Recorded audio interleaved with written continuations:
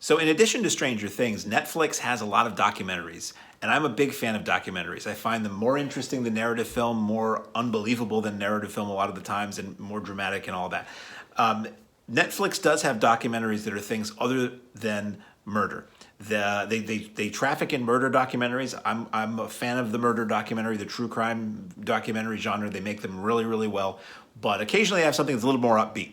And this is one of those. This is if you've watched 4 or 5 episodes of I Am a Killer and you're just like, you can't take any more misery, watch the PEZ Outlaw. This was just released to Netflix, I think last week as I record this, and it is so much fun. It is such a wild ride. So this is the story of a simple guy from the Midwest, a simple farm guy who decides or finds out that PEZ dispensers are worth money. He decides he's an OCD kind of guy, and he decides to collect PEZ dispensers, and eventually finds out that there's a lot of money to be made in collectible PEZ dispensers. He decides to fly to the factory in Eastern Europe to get as many as he can to bring back and sell.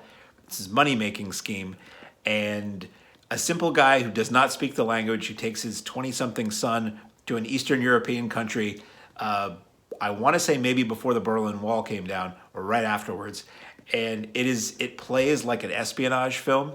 The guy who's the star of the film, the subject of the film, also plays himself in reenactments, and it's kind of hilarious, it's unbelievable, it's wild, it's silly.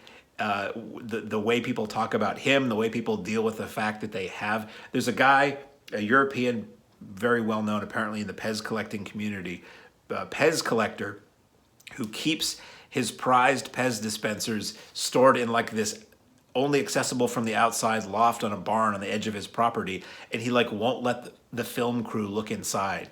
He's super protective of his PEZ, like it's his, he's got gold bullion in there or something, which maybe in the PEZ community is the same thing. Maybe it's the equal dollar value of a pound of gold, but I'm always fascinated by documentaries about niche subcultures or niche communities or people who are into a very specific thing and knowledgeable about a very specific thing.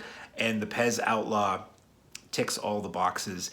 It's not terribly long. I think it's somewhere in the neighborhood of 90 minutes, not a little over 90 minutes. It's a lot of fun. It's funny. It's you root for this guy, this oddball guy, and who wants to sort of just get out from under the financial burden of where he is in life by just buying as many PEZ dispensers, smuggling PEZ dispensers out of Eastern Europe. And it's a really, really good time. So available now on Netflix is The PEZ Outlaw.